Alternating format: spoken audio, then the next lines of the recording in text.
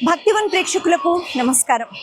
పూరి క్షేత్రంలో మాత్రమే కాదు, జగన్నాథ రథయాత్ర అంటే ఏ ప్రదేశాలలో జగన్నాథ స్వామి వారి ఆలయాలు ఉంటాయో అక్కడ ఈ వైభవం మనకి కనిపిస్తుంది.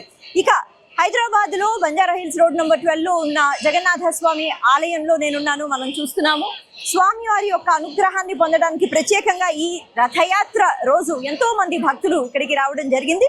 అయితే మరి కాసేపట్లోనే మనం ఈ రథాలు బయలుదేరుతున్నాయి కాబట్టి ముందుగా బలభద్ర స్వామి, తర్వాత సుభద్రాదేవి, ఆ తర్వాత జగన్నాథ స్వామి వాళ్ళు ఎంతో చక్కగా అంటే ఆ అలంకరణ వాటి గురించి మనం మాట్లాడుకోవడం కన్నా ఒక్కసారి దర్శనం చేసుకుంటేనే బాగుంటుంది.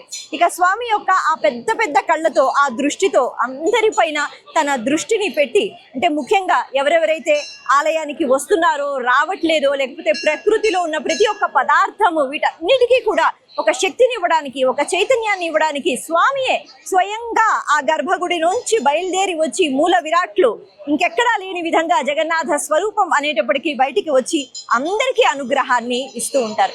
అటువంటి ఆ సన్నివేశం మరి కాసేపట్లోనే మనం చూస్తాము. రథయాత్ర ఇక్కడ ఎలా జరుగుతోంది దాన్ని మనం చూసేద్దాం రండి.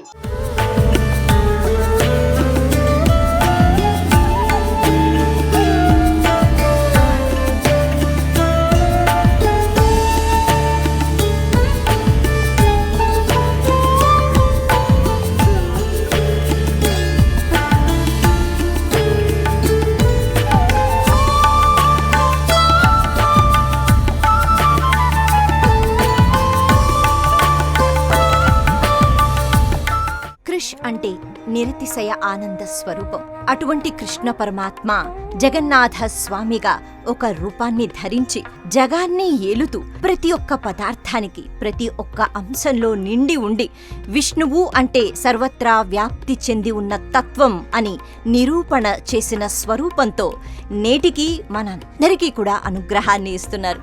ఎన్నోసార్లు జగన్నాథ స్వామిని దర్శించుకున్నా సంవత్సరానికి ఒక్కసారి ఆ మూల విరాటు బయటికి వస్తే, అది కూడా దివ్యమైన శోభాయమాయమైన ఆ రథంలో కూర్చుని స్వామివారు వస్తూ ఉంటే చూడడానికి రెండు కళ్ళు చాలవు. ఎంత శ్రమ అయినా, ఎందుకు అంటే ఆ రద్దీ మనం చూస్తున్నాం. ఎంతో మంది భక్తులు వచ్చి అసలు ఒక్కసారైనా కొద్ది క్షణాలైనా జగన్నాథ స్వామి యొక్క స్వరూపాన్ని చూస్తే చాలు అంటూ ఎంతో తన్మయత్వంతో ఎదురు చూస్తూ మొత్తానికి స్వామివారి యొక్క ఆ దివ్యమంగళమైన స్వరూపాన్ని రథంలో కూర్చోబెట్టిన వెంటనే జై జగన్నాథ్, జై జగన్నాథ్ అంటూ భక్తి శ్రద్ధలతో అలా ఆ రథం వైపు అడుగులు వేయటం. ప్రస్తుతానికి బంజారా హిల్స్ రోడ్ నంబర్ 12 జగన్నాథ స్వామి ఆలయం ప్రాంగణంలో మనం ఉన్నాం. ఈ ప్రాంగణం అంతా జగన్నాథ స్వామి యొక్క అనుగ్రహంతో పాటు భక్తుల హడావిడి మనకి కనిపిస్తోంది. రథయాత్ర సంవత్సరానికి ఒక్కసారే. అయితే పూరిలో మాత్రమే కాదు, ఎక్కడెక్కడైతే జగన్నాథ స్వామి యొక్క ఆలయాలు ఉంటాయో అక్కడక్కడ ఈ వైభవం, శోభ కనిపిస్తూనే ఉంటుంది. చూస్తున్నాం మనం ఎలా భక్తులు ఇక్కడ ఈ రద్దీలో ఒక్కసారైనా స్వామివారిని ఇలా చూడాలి రథంలో అనేటట్టుగా వచ్చి ఆ స్వామి యొక్క స్వరూపాన్ని చూస్తున్నారు. ఈ రథాలు ఇవి నిజంగా ప్రత్యేకం. ఎందుకు అంటే స్వామివారు అక్కడ ఆసీనులై ఉన్నారు. స్వామి ఎక్కడ ఉంటే అక్కడ శక్తి అన్నది, తేజస్సు అన్నది నిక్షిప్తమై ఉంటుంది. అయితే కేవలం మూల విరాట్గా నేను గర్భగుడిలోనే ఉంటాను అని కాకుండా అసలు ప్రపంచంలో ఎక్కడా లేని విధంగా జగన్నాథ స్వరూపం అంటూ స్వామి కేవలం మన కోసమే ఇలా బయటికి వచ్చి మనకి దర్శనమిస్తూ ఉంటారు. ఆ అద్భుతమైన కళ్ళు, ముఖ్యంగా ఆ కళ్ళలో 3 రంగులు అన్నవి మంచిగా మనకి కనిపిస్తూ ఉంటాయి. ఆ నలుపు రంగు, తెలుపు రంగు, ఎరుపు రంగు, వీటికి కూడా అసలు ఏమైనా రహస్యాలు ఉన్నాయా అంటే ఖచ్చితంగా స్వామి తన దృష్టితో అనుగ్రహాన్ని ఇస్తున్నారు. అంటే తన కోసం ఎవరైతే భక్తి శ్రద్ధలతో వచ్చి మూల విరాట్ అయిన స్వామిని దర్శించుకుంటారో వాళ్ళకి మాత్రమే కాకుండా ప్రకృతిలో నిండిన ప్రతి పదార్థానికి అనుగ్రహాన్ని ఇవ్వాలి అంటూ ప్రతి పదార్థంలో ఒక శక్తిని నింపటానికి ఇదిగో స్వామి ఇలా రథయాత్ర అన్నట్టుగా ఆయన బయటికి రావడం జరుగుతుంది. అలా బయటికి వచ్చిన వెంటనే అందరూ కూడా స్వామిని చూస్తూ ఉంటారు. స్వామివారు మాత్రం తన దృష్టి అన్నది కేవలం ఒకరు ఇద్దరు అని కాదు, ఇక్కడ ఎంత భక్తితో నన్ను వేడుకుంటున్నాడు అన్నది కాదు, ఈ భక్తుడు అసలు పేదవాడా గొప్పవాడా, ఏ మతం లేకపోతే ఏ జాతి అన్నది కాదు, అక్కడ పూర్తిగా నిండి నివిడీకృతమై తన అనుగ్రహాన్ని అందిస్తూ ఉంటారు. అలాంటి వైభవం కేవలం మనకి రథయాత్రలోనే కనిపిస్తుంది. అలాంటి రథయాత్ర దర్శనం మనం చేసుకుంటున్నాం. ఈ రథయాత్ర పండుగ సందర్భంగా మనం ఈ బంజారా హిల్స్ రోడ్ నెంబర్ 12లో ఉన్న జగన్నాథ స్వామి ఆలయం బయట ఈ రథం ఏదైతే కదులుతోందో నెమ్మదిగా, ముఖ్యంగా ముందుగా బలభద్ర స్వామి యొక్క రథం, ఆ తర్వాత సుభద్రాదేవి రథం, ఆ తర్వాత రానే వస్తారు జగన్నాథ స్వామి. ఇలా ఎదురు చూపులు చూస్తున్న వాళ్ళకి ఇదిగో నేను వచ్చేసానుగా అనేటట్టుగా స్వామివారు ఎంతో శోభాయమానంగా దర్శనము ఇస్తూ ఉంటారు. ప్రతి సంవత్సరం ఈ వేడుక కోసం ఎంతో మంది భక్తులు ఎదురు చూస్తూ ఉంటారు. మనం చూస్తున్నాము, ఈ రథాలు కదులుతున్నప్పుడు అసలు అక్కడ ఇసుక కూడా వేస్తే అంటే వెయ్యగలమా, స్థలం ఉంటుందా అనేటట్టుగా ఉంది ఈ ప్రదేశం. ఇంతగా నిండిపోయినా కూడా ఎవ్వరూ వెనక్కి వెళ్ళటం లేదు. అందరూ ఆసక్తిగా స్వామిని ఒక్కసారి దర్శించుకుంటే చాలు అని అనుకుంటున్నారు. అటువంటి దివ్యమైన స్వరూపాన్ని స్వామి అందిస్తున్నారు. అయితే ఈ కళ్ళలో ముఖ్యంగా ఆ చూపుతోనే అనుగ్రహాన్ని ఇస్తారు అని చెప్పుకుంటున్నాంగా. ముఖ్యంగా ఆ తెలుపు వర్ణము అన్నది ఎంతో ప్రశాంతతని మన జీవితానికి స్వామి అందించేటట్టుగా ఉంటుందన్నమాట. అంటే స్వామిని అలా చూసిన వెంటనే ముందుగా పెద్ద పెద్దగా కనిపించేవి ఆ కళ్ళు. స్వామి అనుగ్రహం మనకి దక్కుతోంది అనే కృతజ్ఞత భావనతో ఒక నమస్కారం పెట్టుకుంటే ఆ తెలుపు వర్ణం నుంచి ఎంతో ప్రశాంతత మన జీవితానికి కలుగుతుంది.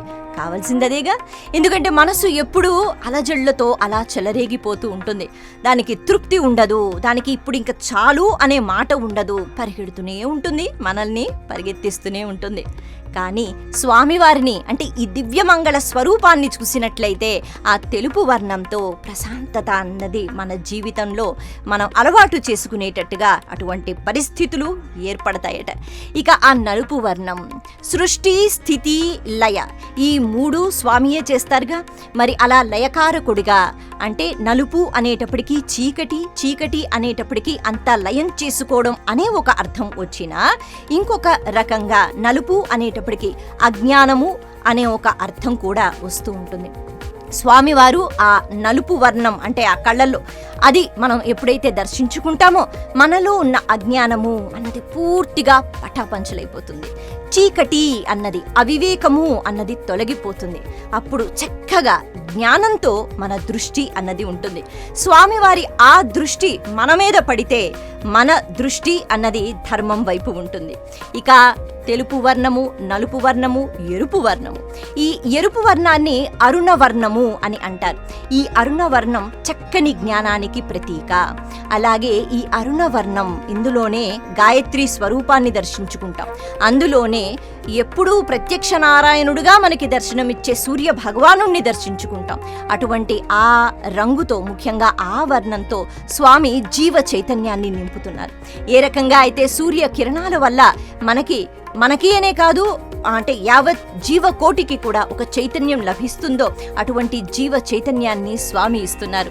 ఇలా అన్నిటినీ లయం చేసుకుంటూ, అజ్ఞానాన్ని దూరం చేస్తూ, మన జీవితానికి ఎంతో వెలుతురునిస్తూ, జ్ఞానంతోనే మనం ముందుకి వెళ్ళాలి అనేటట్టుగా అనుగ్రహాన్ని ఇస్తూ మనకి జగన్నాథ స్వామి తన దివ్యమైన ఆ స్వరూపంతో ఎన్నో విషయాలు చెప్తున్నారు. స్వామి కేవలం మనకి అనుగ్రహం ఇవ్వడం మాత్రమే కాదు, ఒక్కొక్కసారి శిక్షలు కూడా వేస్తూ ఉంటాడు. ఇప్పుడు మనం బంజారా హిల్స్ రోడ్ నెంబర్ 12లో ఉన్న జగన్నాథ స్వామి యొక్క ఆలయ ప్రాంగణంలో ఉన్నాం. ఇక్కడ మనం చూస్తున్నాము, చాలా నెమ్మదిగా కదులుతున్నా కూడా ముందుగా బలభద్ర స్వామి యొక్క రథం, ఆ తర్వాత సుభద్రాదేవి, ఆ తర్వాత రానే వచ్చారు జగన్నాథ స్వామి. ఇలా స్వామి యొక్క అనుగ్రహం ఏదైతే ఉందో ఇది పూర్తిగా ప్రకృతిపై కూడా పడి, తద్వారా ప్రకృతిలో కూడా ఏవైనా ప్రకంపనాలు లేకపోతే జరగరానివి, ఎందుకంటే ప్రకృతి ఎప్పుడూ హద్దు అన్నది దాటదు, భగవంతుని యొక్క నియమంలో, శాసనంలో ఉంటూ ఉంటుంది. అయినా ఆ ప్రకృతికి ఎప్పటికప్పుడు శక్తి అన్నది జగన్నాథ స్వామి ఇస్తూ ఉంటారు రథయాత్రలు. కేవలం అదేదో కాస్తసేపు ప్రయాణం చేసి ఇంకో ఆలయానికి వెళ్ళిపోయి కొన్ని రోజులు విశ్రాంతి తీసుకుంటాను అన్నది మాత్రం కాదు. ప్రాంగణం అంతా కూడా చాలా పావనమయంగా మార్చేస్తాడు జగన్నాథ స్వామి. అందుకే ఆ దగ్గర దాకా వెళ్ళి రథాన్ని ముట్టుకోవాలి. ఎందుకంటే ఆ రథానికి సంబంధించి అధిష్టాన దేవతలు కూడా ఉంటారట. ఆ రథంలో మనకంటారుగా పూరీ క్షేత్రంలో స్వామివారికి అసలు విశ్రాంతి ఉండదట. ఉన్న 2-3 గంటలు కూడా ప్రతిరోజు దేవతలు వచ్చి బాగా పూజలు చేస్తూ ఉంటారు. మరి ఇలా రథయాత్ర జరుగుతున్నప్పుడు ఆ రథం మీదకి ఎంతో మంది దేవతలు వచ్చి కూర్చుంటారు. అధిష్టాన దేవతలు ఉంటారు. ప్రతి రథానికి అధిష్టాన దేవతలు ఉంటారు. ఒక్కసారి ఆ రథాన్ని తాకితే చాలు అనేటట్టుగా ఇక్కడ భక్తుల్ని మనం చూస్తున్నాం. ఆరతి అలాగే ఆ తాడుని కూడా ఒక్కసారి పట్టుకుని లాగితే బాగుండని చాలా మంది ఇక్కడ అసలు తండోపతండాలుగా ఆ భక్తుల హడావిడి మనకి చూస్తుంటే అర్థమవుతోంది. ఏది ఏమైనా ఏది శ్రమ అనిపించదు. ఒక్కసారైనా జగన్నాథ స్వామి దర్శనం చేసుకుంటే చాలు అనిపిస్తుంది. కానీ ఎంతో కృతజ్ఞతా భావనతో మనసులో ఎటువంటి అంటే ఐహిక కోరికలు అని అంటాం కదా, అవి లేకుండా ఎప్పుడైతే మనం స్వామి దర్శనం చేసుకుంటామో ఆ చల్లని చూపు అన్నది మనకి ఎంతో చక్కని విషయాన్ని నేర్పిస్తుంది. తృప్తి అన్నది అలవాటు చేయిస్తుంది. ధార్మికంగా మనం ఎప్పుడూ బ్రతకాలి అనే విషయం కూడా గుర్తు చేపిస్తూ ఉంటుంది. వీటన్నిటినీ దృష్టిలో పెట్టుకుని కేవలం కృతజ్ఞతతో ఒక నమస్కారం చేసుకుంటే నిజంగా ఈ భవ్యమైన దర్శనం మనకి ఎంతగానో ఉపయోగపడుతుంది. జై జగన్నాథ్, జై జగన్నాథ్ అంటూ మనం కూడా ఈ హడావిడిలో పాలు పంచుకుంటున్నాము. మరి ఇలా స్వామివారి యొక్క అనుగ్రహం కేవలం ఈ రథయాత్ర రోజు, ఈ రోజు అని కాకుండా ప్రతి నిత్యం మనపై ఉండాలి అని పదే పదే మనం కోరుకుందాం. మరొకసారి మనందరికీ కూడా రథయాత్ర శుభాకాంక్షలు. నమస్తే.